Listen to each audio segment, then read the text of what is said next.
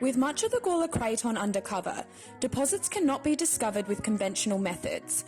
Whilst geophysical methods are being used, these methods can be time-consuming and costly without any known probability of discovery. Magnetourics, or otherwise MT, is a minimally invasive geophysical technique which uses natural time variations of the Earth's magnetic and electric fields to measure the electrical resistivity of the subsurface. Olympic Dam, located on the eastern side of the Gawler craton, is a globally significant deposit which was discovered under 300 metres of cover using geophysical techniques.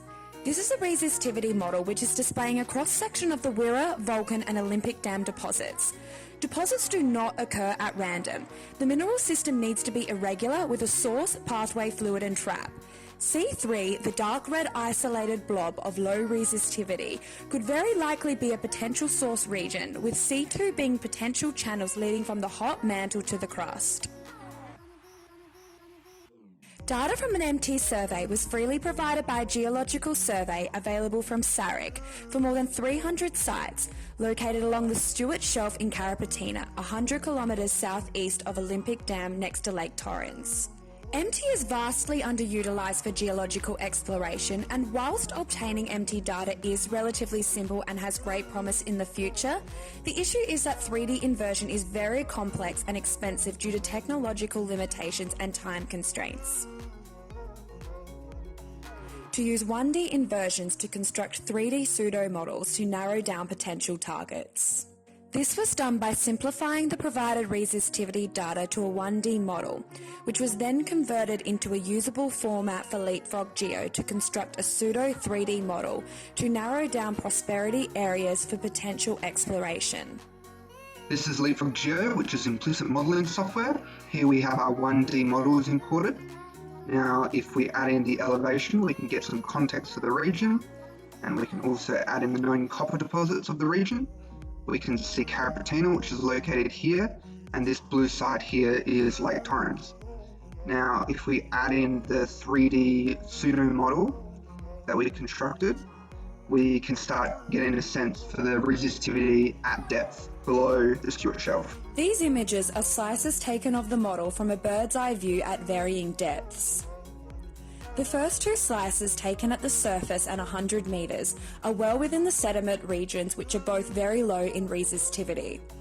Deeper into the model at 500 metres at the tail end of the sediments, changes in the resistivity can start to be seen in certain areas, with resistivity increasing. Halfway through the model at 10 kilometres well into the crust, a large high resistivity section is encountered. Even further into the model at 20 kilometres, potential source regions can be observed along the eastern side of the model underneath Lake Torrens. Several other features can start to be seen throughout the middle of the model, forming somewhat a semicircle in the middle. Here we have a cross-section of the model, and we have Carrapateena, which is this yellow dot, and we have the potential greater source region over here, which is under Lake Torrens, and we've got a potential pathway for Carrapateena running through the middle here. If we look at the model from depth at 20 kilometres with the known copper deposits on, we can see a relationship between the margins of low resistivity areas and high resistivity areas and the presence of copper deposits. Here we have the copper deposits appearing to be in a sort of an oval shape on the margins between the high resistivity and the low resistivity.